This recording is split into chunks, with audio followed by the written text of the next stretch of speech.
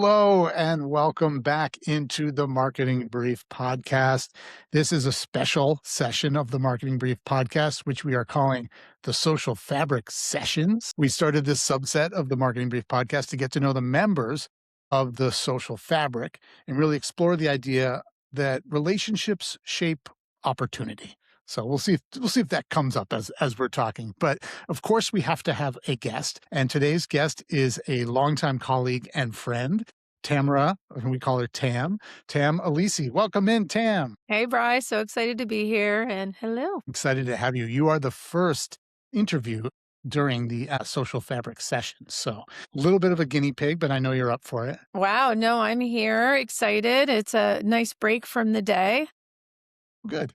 And, always good to talk with an old friend. Yeah, of course. Well, I'd love to dive right in on community. I guess I'd love to know how you define your communities right now. I mean, I think a lot of people go, okay, I've got a work community, I've got a home community, I've got my friends.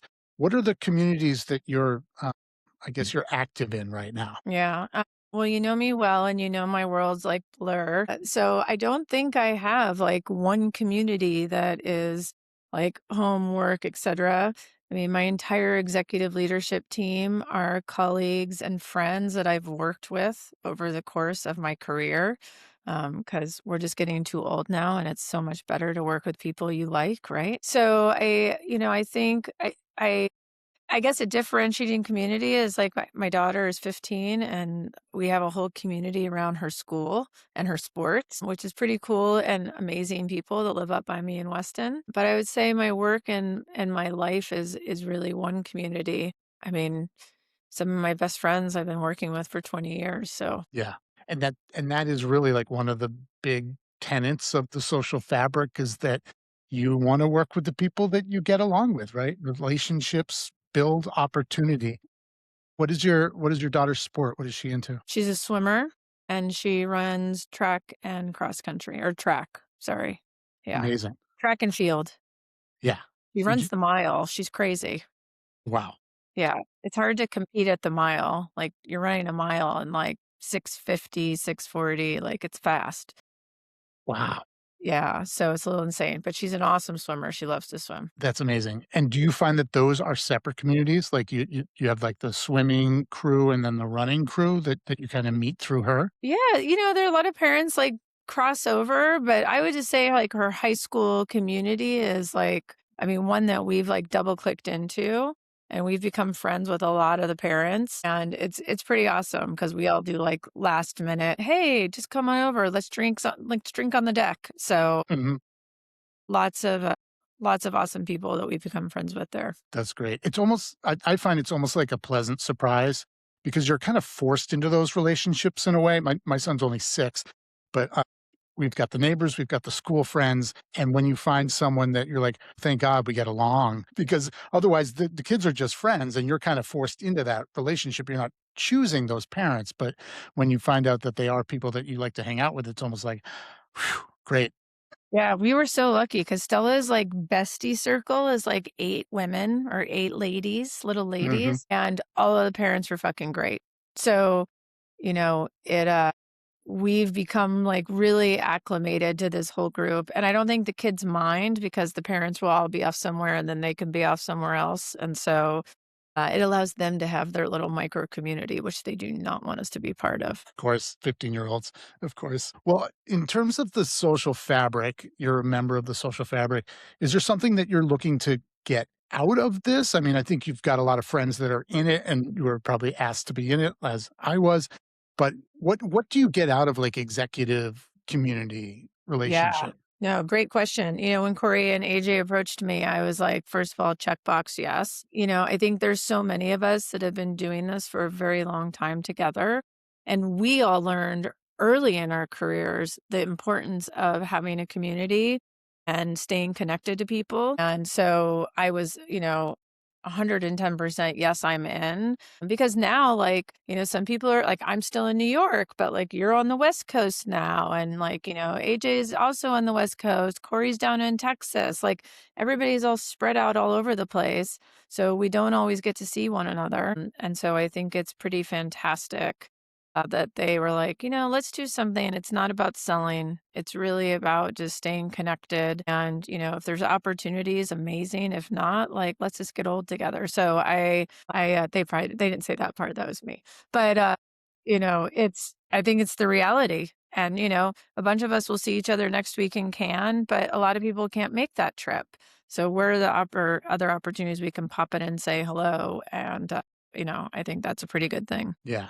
So that's a good one. So showing up in Cannes, you've got a ton of people that that'll be there, and you've probably been for a number of years, correct? I think this is like number 10 for me.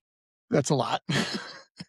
Dude, Number I 10. don't look that old, right? No, you don't. So it's easier for you. You've been there, you kinda know where to go. But I think one of the advantages to being part of a community like this is that when you do show up at events, there is a group that will be there, and you're like, "Okay, at least I know these people. They can help me navigate this event and maybe make it more pleasurable of an Yeah. experience overall." No, I mean, Cannes it's a workhorse. And I came out of last year. I think I had 6 client partners there with me. And I was exhausted when I left. I actually changed my flight and I came home early. I was just done. I think I logged like 30,000 steps a day, like, meetings, lunches, dinners, etc. And I don't even go to all the parties anymore. Like I just don't have it in me. So it really, like for us at Media Plus, it's a big, big deal because it's first of all, we're a European based company and, we're a global organization, but like a lot of my friends and colleagues from Media Plus and Service Planner in Europe. So I don't get to see them all the time. So that's also a nice opportunity for us to connect. But we have so many global partners that can enables a lot of conversation. It also enables a lot of new conversations. This year, I'm speaking at 2 events. My business partner, Jasmine, is speaking at one. And then, my surprise guest, I brought a surprise guest for you. He's coordinating our whole calendar and our whole life in Cannes this year. So talk Hello, about Brian. community, Brian. I thought I would bring along somebody who's made a big, big difference in my community and your community over the years. Yeah, How you doing, buddy? absolutely. Alan Shanzer, welcome in. We don't wanna throw off your script here, but There's no script. It's great to have you on. yeah, How have you been? I've been good. Yeah. Been really good. How has it been Joined up working with Tam again? It's been great, joined up, God, it's been almost 8 months, I think. Yeah. So we took a 25-year hiatus, separated, learned a lot, grew a bit, stayed in touch as good friends, and, decided it was time to come back together. Amazing. I thought it was so great when I saw that that was happening, and in a reversal of roles, right? You were ahead of the media edge when we were all there, Well, and now you're Digital working Edge. along. Media Edge, don't Yeah, Digital Edge. And we don't yeah, CEO, founder. well, founder, but, so yeah, so she worked for me for a while, now I work for her. Yeah, So full circle. That's full amazing. circle. Are you off to Cannes too, or are you staying back? Off to Cannes, yep. Yeah, you talk Amazing. about like organizing a life. Alan has organized our entire agenda for the week. So I will be blaming him for exhaustion this time at the end of the week. Mhm. Of all the back to back to back to backs. Yeah, and exciting for me because all of our European colleagues, I haven't really met any of them yet, so it'll be really great for that in real person conversations. And it's great because Brian, you talk a lot, obviously community is such an important thing. And I've been part of this organization now for 5 years. And it's a bit of a reversal because it's the first time I've worked at, a holding group where the US wasn't the center. And so for me, we have 20, we're in 24 countries and we have 50 offices. And, we have a little over 100 of us here, but globally we have 7,500. So it's like there's this huge community and I feel so blessed because I love my colleagues. I mean, when I'm in Paris, I'm seeing the head of growth for Service Plan Group. I'm having dinner with the CEO of Media Plus and his wife, with Scott and I've spent time with, which is great. And there's just, there's now my community, which I think for most purposes was very like US based, has become a very global community. And it really changes things, like you talk about the blurring of lines, friends and family, like, we're like, oh, let's do a house swap. So like I can go stay like, in in France if I want. Somebody comes and stays in Connecticut. Like we've literally had conversations about doing that. So I think it's pretty cool how if you lean in and you think about like the advantages community brings to you to make you feel more whole. I feel like at Media Plus and Service Plan Group, I found that because my community has just expanded in a crazy way. Yeah. That's such an interesting distinction. So you guys are there's way more people in Europe than in the US. What kind of challenges does that bring with managing employees in the US when a lot of the operation is in Europe? Yeah, no, I mean, I don't know if you know, but talk about community. We just won Adage Best Places to Work this year, which was awesome. And that's Congratulations. all like I'm pointing at the team. That's all them. They have to like there's a third party like researcher that comes in and does that survey. And, I think we are one of 50 companies nationally, like really special. So culture is, Mhm. I mean, Alan well, it's always been super important to him and it's super important to us. And so, we really cultivate an awesome community here. We're in 3 days a week together. A lot of them actually come in 4. So, and even sometimes they pop in on Fridays. They don't like, you don't want to work in a small New York City apartment. You'd rather be together in the office. Good snacks, Good snacks, a good bar. We have a full bar. fully So stocked bar, good when you're snacks. here, Bri, you can come We in and have a drink with us at the office. we found the trick to getting people to come out every day, food and booze, right? So Yeah.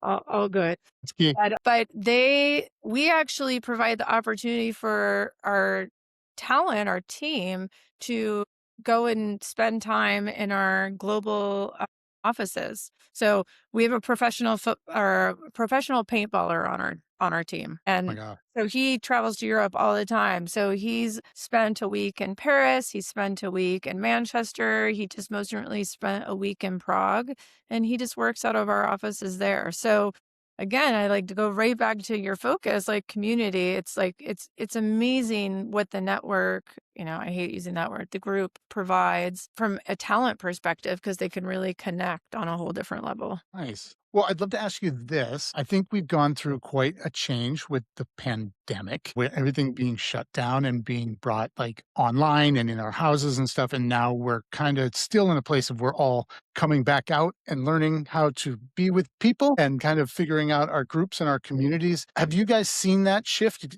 Certainly would love to hear from both of you.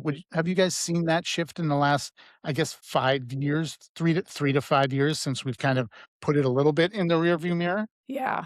I mean, I really focus on like in real life is such a big deal.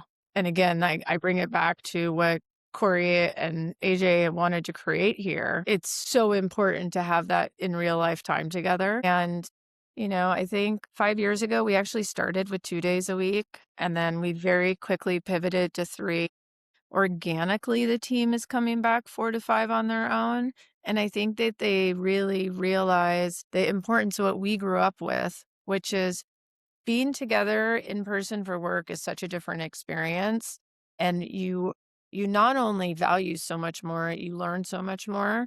And so I think from a leadership perspective, Alan, Jasmine, and I are really focused on making sure that we're giving every opportunity for them to be together and to create a really rich culture that is in and out of the office.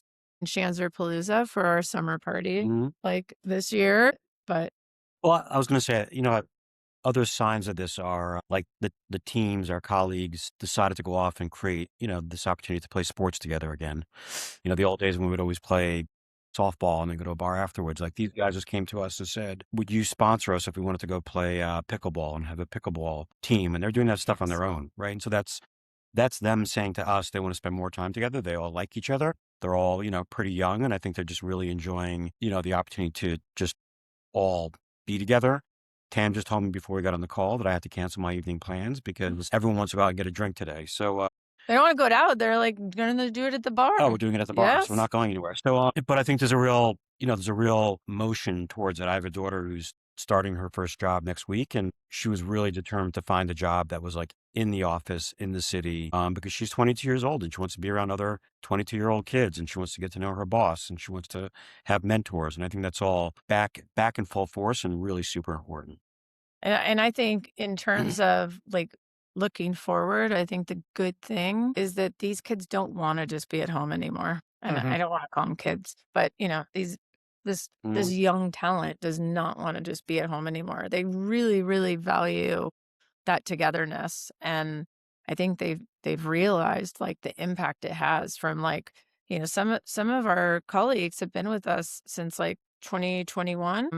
I mean, we have, I think 20% of our staff has been with us for 4 years or more. So like they've gone through the change with us. And I think as young talent, they really feel the difference. So it's good. Yeah. I mean, certainly when you're starting out in your career, that in-person relationships that you're building are so important to you. It's an opportunity to fail. It's an opportunity to really kind of build rapport with your coworkers that just it didn't happen over Zooms, right? It has to happen in person when you're in the same room and you're sharing ideas. Yeah, I mean, and these young adults are still young adults that probably spent their first year or two in college, perhaps, with virtual classes. I mean, they're ready to bust out into the world, which is great. Awesome. Well, I have a couple fun questions for you guys. What do I have down here? Do you know when the last time you danced was? Go Knicks. Ah, On Saturday, I went out, my husband and I went out, some friends of ours locally, and we got home right as the Knicks, like, and, uh, and I didn't remember, but we were dancing. that's awesome. Yeah, the I living got room dance. video sent. I got video sent. We had a good night celebrating the Knicks. Go Knicks. My gosh, what an energy that's brought to the city, huh? Oh, Crazy. what about you? When's the last time you I danced? dance almost every day. I'm a big dancer. It's part of my morning and evening ritual. Recently went to a bat mitzvah and really tore it up there. Went to the Rocky Horror Picture Show last week on Broadway. So I've Wow, done time warp if that counts recently. So yeah, so dance every day. Dance like no one's watching, right? amazing. I love it. I was gonna ask you too, who else should we talk to? Was there someone who's in the social fabric world already or someone that we should get involved? Do you have someone like you should nominate or we can nominate to join us for this podcast? I love that. I would nominate my dear friend Marty Funk. She's absolutely part of the social fabric. She's the founder of Ascendant Group, and their whole business is about community. And it's a collection of high level marketers that, actively participate and choose to be part of it. So I think Marty would be able to give some awesome perspective. She also is like, she's very much into community, and she also has a son Stella's age. And so we were part of a kind of a parenting community. I don't know if you have anybody else. Marty's a great option. I was going to say Adam Schlachter, but whatever. Brian, you Yeah. must already have him involved. I think Marty would be terrific. Yeah, the other person I would think you'd have an interesting conversation, and I've become close with her recently, is her name's Stephanie Vandenberg, and she is the founder and CEO of Babbel, which happens to stand for Badass Bitches League. But it's a C-suite executive community that really is about empowering and supporting other women in executive leadership. And I've been with it since the beginning, and I think it's something that's really special. But Stephanie, I think you'd have a fun time playing with her here. She brings a great perspective and Mm, great experience. yeah, she would be great. That's awesome. I appreciate all of those nominations. I'm gonna have to reach out to them. Well, thank you both for being part of this first Social Fabric Sessions as a subset of the Marketing Brief podcast. I really appreciate both of you jumping on. Well, thanks for letting me crash the party. Thanks, Bri. Enjoyed being here. Anytime, Alan, and thank you, Tam, for being a guest. All right, everyone. Thank you so much.